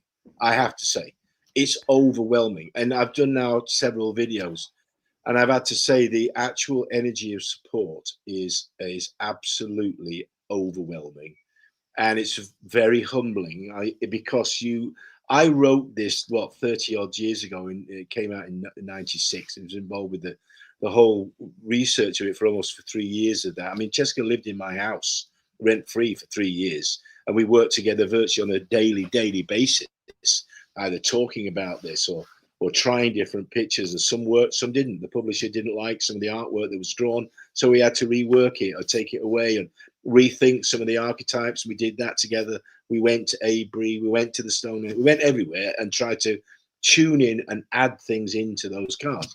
And sometimes it worked really, really, really well. Most of the time, actually, I would say 90%. And sometimes the publisher was like, I don't really like that card. Can you work it and come up with something else? So we did. And that went on, for almost certainly the 3 years that Jessica was in the house. But it had gone on before then. I've been into this, since 1978, 79.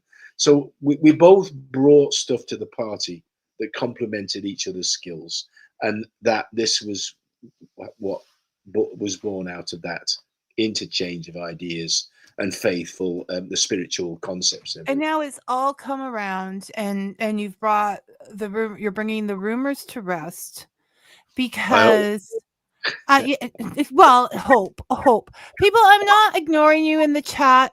Things have just gone their way, as they do with Mark. I will get to all that in a minute. Okay.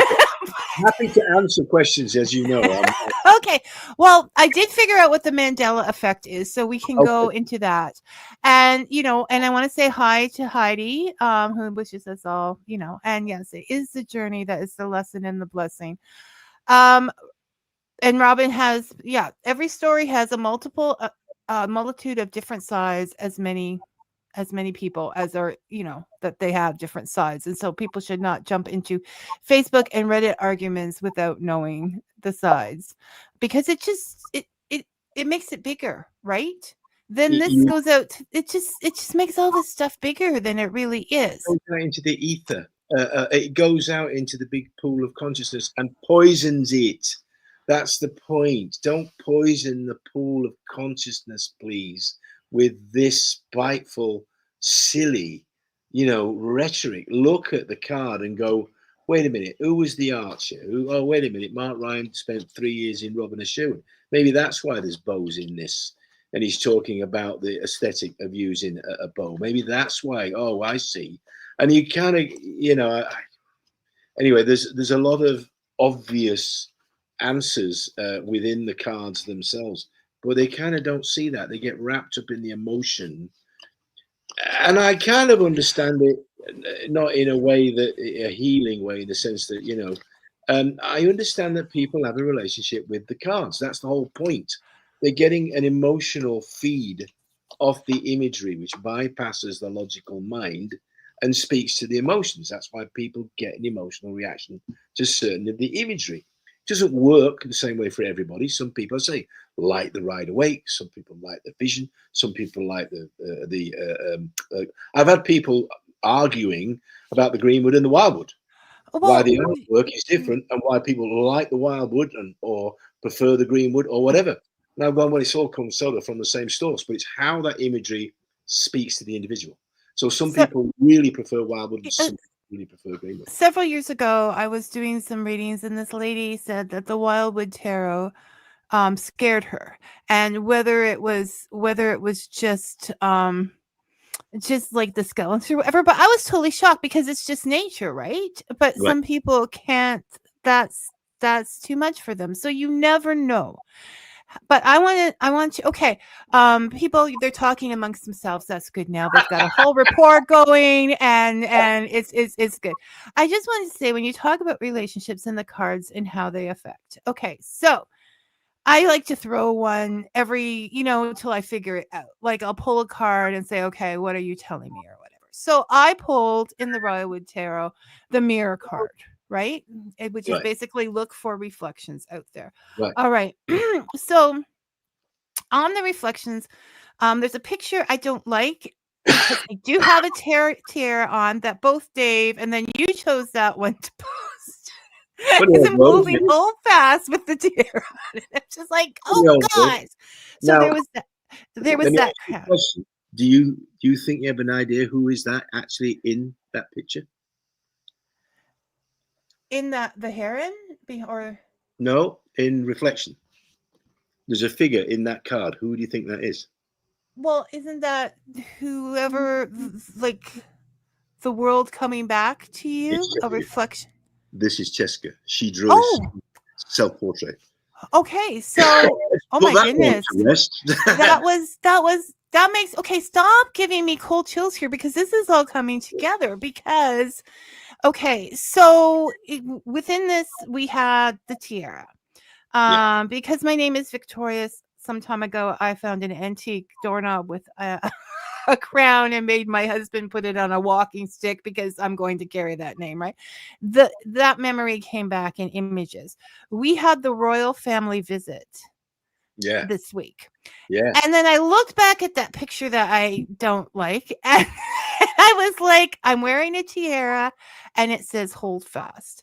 Now, there's a lot of things that we have done in this world and we lose, but because of this or that, we want to be respectful. We want to be quiet. We let it go and we don't claim that crown that we earned like Cinderella by doing all that housework and finding a position to help people that we earned because we think, oh, this is wrong or that is wrong or we don't want to push. So I feel like that hold fast to a crown and having sovereignty over our lives is, and we won't get into that, but it affects me right now. I think it has affected you with this whole Greenwood, with the whole Greenwood Tarot thing. You put that work in and you're reclaiming that at this point in time. And I think even Cheska, she needs to know how much this deck means to all these other people. Indeed. And claim that as her legacy. So I'm just and now that you show me that card in the Greenwood Tarot, I'm just like, but that's how it works for me anyways, that this card, it's not always, if someone gives a reading or whatever, you don't always know what that meant at the time, but if you let it sit and you just wait, it shows up. And if it's a challenge, face the challenge. We did a meditation once. I think Cheska was there, we were there at a Robin and Sherwood convention, and they wanted to do a circle and do a meditation from Greenwood Tarot. And so I gave everybody a card, and one of the girls got this card. And she really, really, really didn't want to deal with it. She didn't want to handle it. She said it's so scary, that idea of going into a dark cave, and there is this. I said, okay, let's handle this. So you go into a dark cave, and there's, first of all, do skeletons stand up on their own? And she went, no, they don't. I said, so the skeleton's not alive, is it? It's just a skeleton, isn't it? It's just the bare bones of something. You go into a dark cave, and then you strike a light, and you see it's not a scary beast. It's just bare bones. There's nothing scary about this card. And she literally looked at it and she went, oh, of course, it's not even actually alive. It's just the bones. And I said, it represents, that's why the guardian is there to challenge you, to look at the bare bones and go, wait a minute, it's not that scary, really. Once you strip away and you've got light on it, so you're not in a dark room on your own, and you see that it's just the bare bones, it loses its terror. And that's what and she was like, oh, I get it. I said, yeah. That's going into life. He's going into the dark cave. And no, people are, I don't know what it's just fear. I think it's fear motivating a lot of things that are out there right now. And of change. Change it's going to happen. It was only a small period of time where, everybody owned their own house and everything was going just splendidly, like after the war till and then we're just having to make do a little bit because of resources and the way things are with certain people.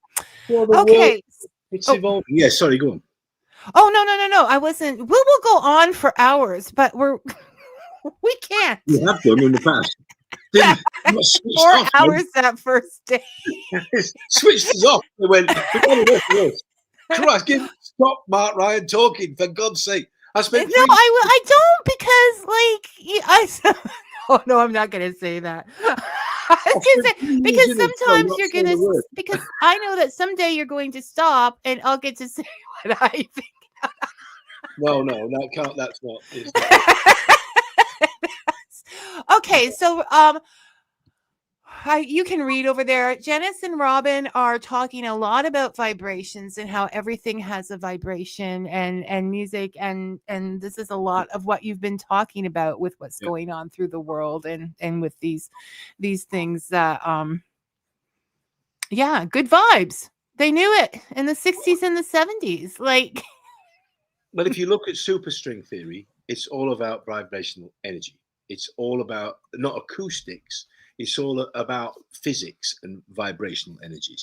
So superstring theory, which I think it's kind of now been dropped. At one point it was hot because they thought it was the answer to everything. And now I think people are going, yeah, not quite so much. But I liked it because of the concept of the vibes, that the entire universe is vibrating at different frequencies, even the dimensional space around us. And so if we can't hear certain things, we can't see certain things, we probably can't sense certain vibrational energies. That doesn't mean they're not there. It just means we can't perceive them. And so if, for instance, there is a vibrational field of energy which is conscious, our brains, unless we tune into it with positive dynamic energy, you don't really feel it. It's just, like gravity. We live in gravity all the time. We live in a world of gravity and light. And yet, you don't think about it, do you? And maybe there is something out there that vibrates just beyond the edge of our perceptions. But every now and again, we get a flash. We get a little input because our brains are vibrating as well. The energy, the particles in our brains, which literally came from the heart of some star at some point in a long distance past. We are made up of the waste matter of stars. And so at some point in our brain, we pick up on those vibrations and we go, oh, what does that mean? And you suddenly see something, you go, I never even thought of that was possible. That certainly happened to me. But anyway. No. It is. I didn't.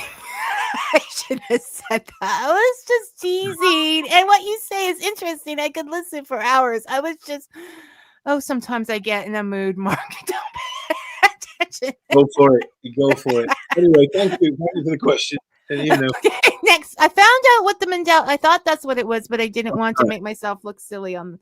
So the Mandela effect is when a group of people think they remember something a certain way, and then people say, no, that picture did not have that person in there. This did not. Well, how do you think that happens? I don't know. I think it's interesting because there's a video online that you can actually look at, and there's a basketball game going on. And in the middle of the basketball game, somebody wearing a monkey suit, a chimpanzee suit, walks right the middle through the thing. And it's been tested several times. And people go, they're watching the basketball game, and then they stop it and they replay it and they go, did anybody notice anything unusual in this? And people go, no, didn't see anything. Then they replay it and the guy in the monkey suit walk. I go, oh my God, there's a bloke in a monkey suit.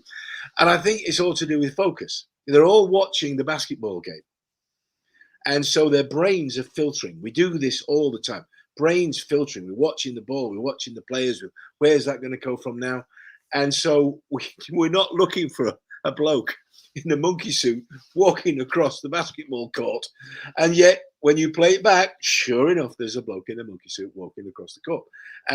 So our brains filter all the time, filter out stuff. And maybe this kind of like that in reverse, that you kind of plant an idea into the group thought that, yes, this did happen.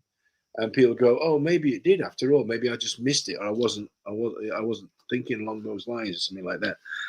Yeah, I believe it's a provable thing. I believe you can. Look, we're in the middle of an information warfare hybrid. Oh, it's crazy now. It's crazy. And we're in the middle of that right now. And I don't know how the kids are going to deal with it because they're swamped by so much. It's awful because it's like I've just said, it's difficult to discern sometimes what is real and what is not. Now we have AI. Somebody sent me a little short film the other day. I was amazed. And he says to me, this is all AI. There's nothing there. There's no cars, there's no people, there's nothing. It's all, you give the instructions to the AI filmmaker thing and it makes the film. Everybody looks like they're real. All the characters look like they're real. They're not there. It's all pixels and computer chips. And this is mean. I've gotten a couple of trailers that I was like getting very excited about. And then I realized they were fake trailers. They look so real. And, this is the movie and this person and this person's going to be in it. And I was like, oh, wow, I've got to watch this. This is going to be fantastic. I mean, this is just cruel. Okay. that is.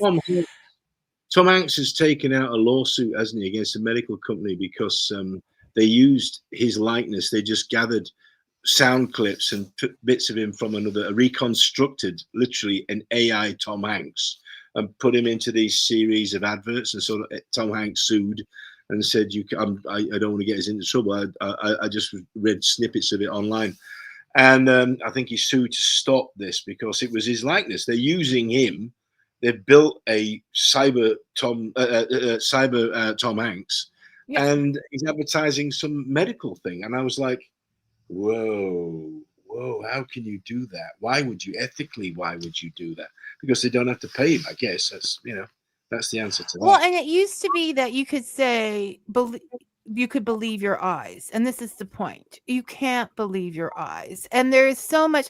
So when we talk about younger people and we say, oh, well, they don't believe this has happened or they don't believe that has happened, we really have to look into the responsibility of everyone to that, because what do they believe?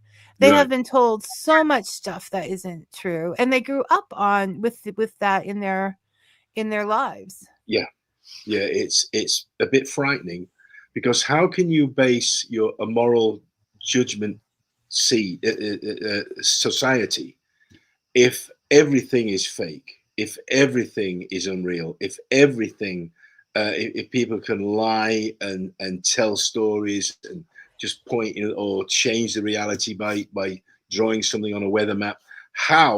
Where do you draw the line in terms of going, what's happened? Where's our moral grounding here in society? So it is a bit frightening. I don't know where this is going. I should read the cards, really, shouldn't I? I mean, Yes. You should. Okay, so before we do that, and you're sorting out the cards, I just wanted to, because I cannot let this stand because I married him. I would like, because I guess when you first started telling your story of the lady by the water, first thing that jumped in my head, because I'm a Monty Python fan, is watery tart. really So Dave too got that reaction because he put it up there. So no, I do not believe that Mark was hanging with a watery tart. no. The one thing that will stay with you forever are Monty Python quotes, right? Like, trust me. I mean, as you know, I'm one of the few men that's ever stood on the stage of Carnegie Hall wearing a green sparkly dress, singing "Sit on My Face and Tell Me That You Love Me." And not only did we do it at Carnegie Hall, but we did it at the Hollywood Bowl. And the orchestra there was not very happy because, of course, it was, "Sit on my face and tell me that you love me." And I think it's the LA Philharmonic or something. And then there was a lot of tutting. There's worse thing going on the stage of the Hollywood Bowl. Other than singing Monty Python, for God's sake. You know what I mean? Yeah, we did. Yeah. Robin Williams was the warm-up act. Robin Williams warmed up the stage. And that was another thing. See, I can't fit everything into the introduction, people. I just can't. Dave, I don't care if it was a watery tart throwing a sword. It wasn't any of those things.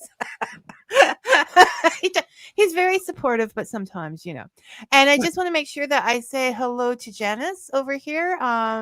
Janice, but she never really said hello to us. She just started talking to Robin, so forget that. Did you want to do a reading for the world? No, I'm not in the right place for that. A day like I've had today, I'm probably not in the right place. I might do later on after I've had a glass of wine or three. I'll probably No, you can. No. Then how will I trust it? Now this is up. I'm not going to get it off. Which one is it? Oh, David. You are always causing me trouble. So I wanted to talk to you about, first of all, you know what I want to talk to you about sometime?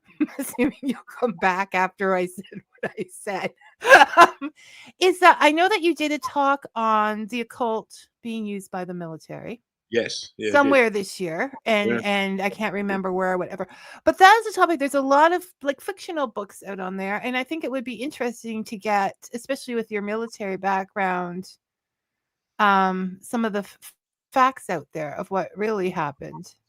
Well, I think for a start, you have to accept that, particularly on a big operation, which I use D-Day as the example because it was a make or break operation. I mean, if we didn't win that one, if we hadn't have got those four beaches tidied up and control of, we were in serious trouble. And so there's a great quote, Churchill quote, and it's such a great book, and I'll tell you why in a minute. The quote is, "In war, the truth is so precious, she must always be accompanied by a bodyguard of lies." And the book, A Bodyguard of Lies by Anthony K. Brown, is read by is on the reading list for every intelligence organization I've ever bumped into, including the FBI and the Israeli services. So, of course, they've all said, that book is really the reference book about deception and strategic deception and the use of psychological warfare. Probably the best book ever written about that. So I highly recommend that people get that book and read it because it's brilliant.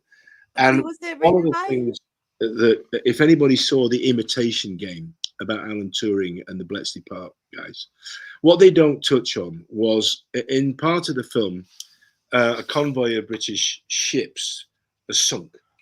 And as they're breaking these codes, they realize that they've got they broke the code and they could warn these ships, and Alan Turing stops them. And he said, no, we've got to warn them because they're going to be, he said, if you warn them, the Germans will know, the Nazis will know that we've broken the code, and then they'll change it and we won't be able to break it. It's going to take us weeks to do that again. So we have to hide the fact and use this strategically for certain things, which is what they did. Now, to cover that, a man called Colonel Kim Seymour was kind of in charge of the magical protection of Britain. Kim Seymour was a very highly regarded Mason, but he was also a retired British intelligence operator and an officer, obviously, colonel. I've been to his grave. He's buried on an unmarked grave in West London. I can't tell you why I ended up there, but I did. And it was actually one of Andy Collins' psychics on one of the trips that came up to me, and he said, do you know who Kim Seymour is? And I said, I kind of know the name, but I couldn't place it. He said, no. He said, yeah, no, Colonel Kim Seymour, he wants to talk to you. And I said, well, give him my cell phone number and get him to give me a bell, and we'll have a rabbit. He said, no, he can't call you. He died in 1943, but he wants to talk to you. So I said, okay. And I didn't know that Colonel Kim Seymour was going to remain in my life to this present day, but he kind of has. I went to his, as I say, to his grave, unmarked grave. And what they did was they had to convince the Nazis that we weren't reading their radio traffic. So what they did was they convinced the Germans they were actually reading their minds. So they got together all these magicians, Crowley, all of these guys they could round up. I don't know if Dion Fortune, I know from one point where Christine Campbell Thompson was. They got these psychics and magicians together, and they built an operation where they believed they were waging magical warfare on the Germans, on the Nazis, particularly the SS, because Himmler, of course, was an occultist himself. So now there's a big debate about this, but Babelsberg Castle, it looks like it looks like it probably is. And so they waged this war, making the SS believe that we were sending out these British Old English demons to attack them. And they looked over there because they thought that we actually were reading their minds, not their radio traffic. Brilliant piece. Really? Yes. This is so interesting. And followed on from that, it was so successful that Rudolf Hess flew to Scotland, of course. And he was an occultist himself, and nobody quite understood. It had effects that they didn't understand. Rudolf Hess stole an ME-109 and flew to Scotland, jumped out, thinking he was going to meet the secret guardians of the British Isles and he would make peace. And they went, wait a minute, this is having effects that we don't understand. We don't get how a bunch of magicians that we don't believe that what they're doing is real. It's having an effect over there. How is that happening? And so the study of psychological warfare and psychic warfare went on long after, particularly in Russia, into right in through the 60s, as we know. And some say it was part of MK Ultra. I don't know that myself, but the history of it was such that as a deception operator, it worked, but it also spurned the research into basically the psychic warfare. And by psychic warfare, I mean, is it possible to remotely view a location by concentrating it and imagining it and dream about it and all that kind of stuff? And some of the best guys that they ever had were incredibly accurate. They were incredibly spot on with some of the stuff that they found and described. So the human mind, and they're still studying this now to this day, the human brain is capable of going outside of the human body, plugging into this big pool of consciousness, extracting information and bringing it back. So I think that's been proven. I know they're going to deny it, people, and I understand why they're denying it, because it's a bodyguard of lies. They don't want people to know that people have these. Well, no. And I mean, sometimes when people say we want complete transparency with the military or whatever, I just think Yeah, but they have to keep some things secret in order to save lives and get Correct. things done. Correct. You want to. So being circled like the bodyguard of lies is a fantastic title. I know I'm late in Read the saying book, please. It's, I won't go into where or whatever, but I was actually at a place in Los Angeles, and I was giving a talk about the psychology of terrorism, God knows what else. And I had that as a slide in War the Truth is So Precious to Most People, and I had it up on the big board. And this gentleman from an agency, I won't give it away. He came to me and said, Mark, he said, we have to read your bloody book. I said, what? He said, we have to read your bloody book. We have to study your book. He said, you English. He said, you're so tricky. You're so tricky. I said, what? He went, no. I've read that book about 6. So I've read it, I don't know, 20 times. And he said, no, we all have to read that book. You said, you're so tricky.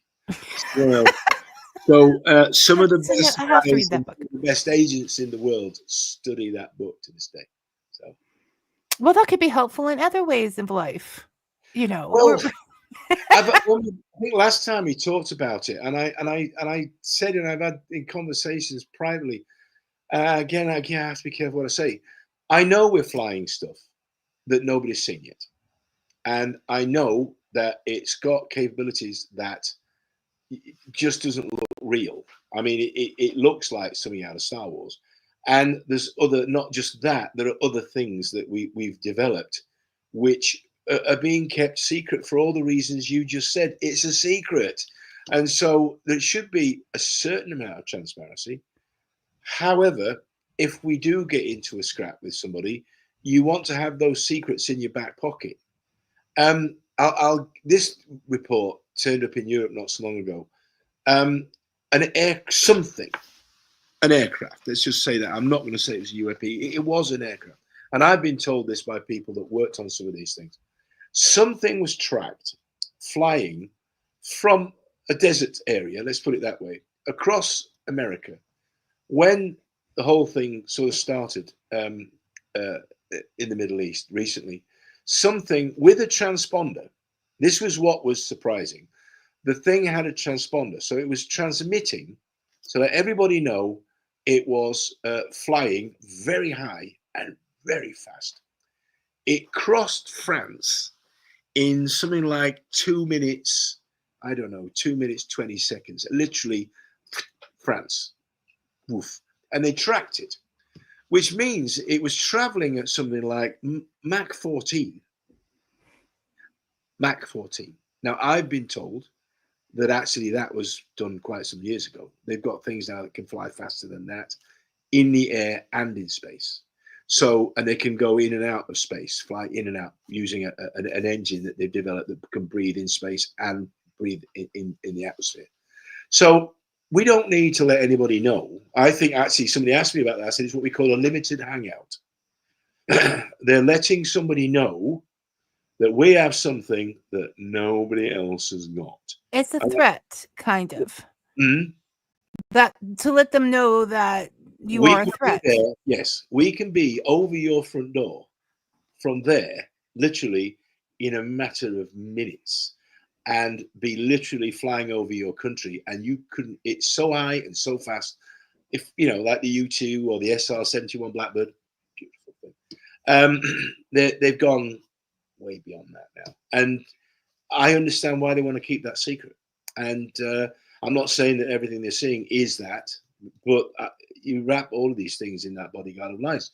That's just normal. So guys like Lou Alessandro and all those guys that are saying, I can't say that. I understand how frustrating it is for them. But when you've actually signed that agreement, trust me, you don't fall foul. I've had the warning myself. No, because you said, just in practical means you lose your pension, you lose everything. Like that's you lose your pension, you lose your rank, you lose your clearance. For a lot of people, the clearance is their pension, and I mean that. If you get a security clearance pulled, probably nobody in that industry will ever hire you again because they can't trust you. So they want to hang on to their security clearance. because it means they can do other work in these other industries. So that's why the threat, you lose your pension and you lose your clearance and you lose everything, you know. So as well as you could end up in jail. So you don't want that either. So yeah, no, we are approaching the 2-hour mark, which okay. we usually set as the thing. But I have to ask you, what is going on with 23 Letters from Vincent van Gogh? We've got 2 more scenes to shoot. One big one. In fact, Rob decided to do a crowdfunder because we wanted to have lots of extras and lots of stunts. And it's a big scene. It's a big gypsy encampment, traveller encampment scene with fights and fires and action.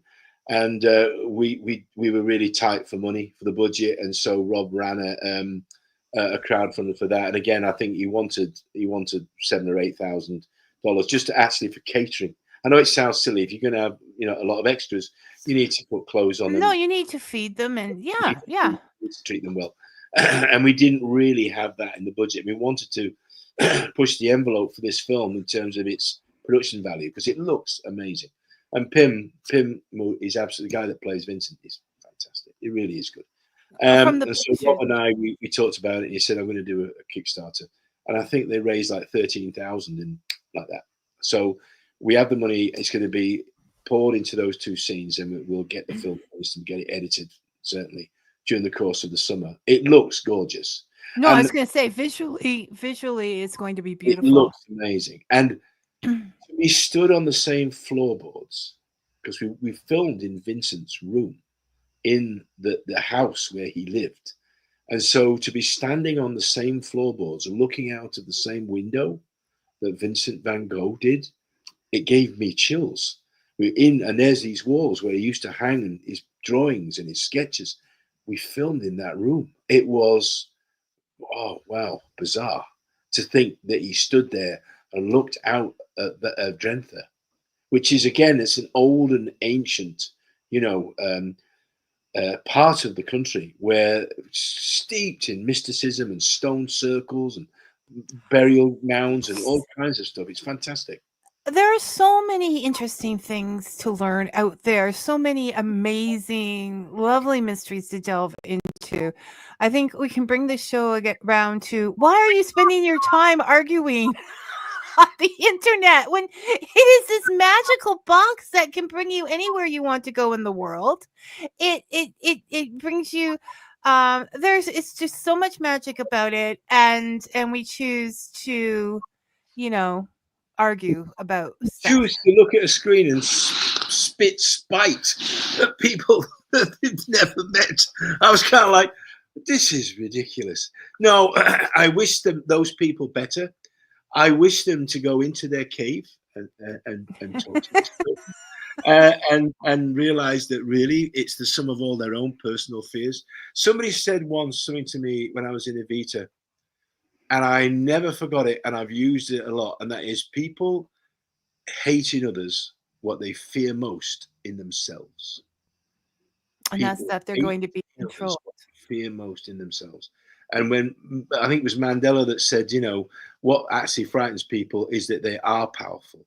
They can reach out. They can do these things. And it scares people. So they withdraw back into what they can control and what is safe and what they don't have. And that's why you get blasted out of the tree, because that's not life. You're not alive. You're living in. But change is scary, and it moves everything around. And if you don't reach out. And if I didn't reach out, we would not be having this lovely conversation today, Mark. And there you go. And I learned so much. 2 hours like that. Boom. Stick around while I do the clothing, because I want to check in on a couple of things before I want to talk more. But I wanted to say thank you so much for coming back and clearing that up, because I do know from reading the things, some people, it was really upsetting them. Like, should I get this? You know, the energy around it, the vibrations. I'll just say it again for those people. Cheska has given this whole process. I know that myself. I'm not going to go into it. I promised I would not give away anything. I respect her privacy, but that's the message, and it should be honored. And she will obviously get something out of this as well for herself. I will make sure that that happens, of course. And that's the energy we want in this. We don't want this sniping spike. Icky. It's just icky. It didn't start out this way. It started out an adventure in the Greenwood Forest, being part of that, the Merry Men. That's how it started. And I will fight hard to keep that as pure and as clean and as positive and as forward momentum as I can. Or keeping and thank you for that. And I also, well, I'm thinking that I have you here in person. Time goes by so quickly. I want to wish you an early happy birthday. Oh, thank you. Because that is approaching. And days come and go here, and I'm like, wait, what? So trust me, I can't get my head around it. I look at myself and go, how old are you? I literally, in here, I'm still 15.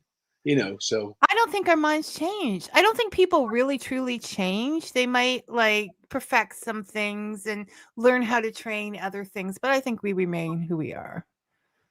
That is certainly true of my daughters.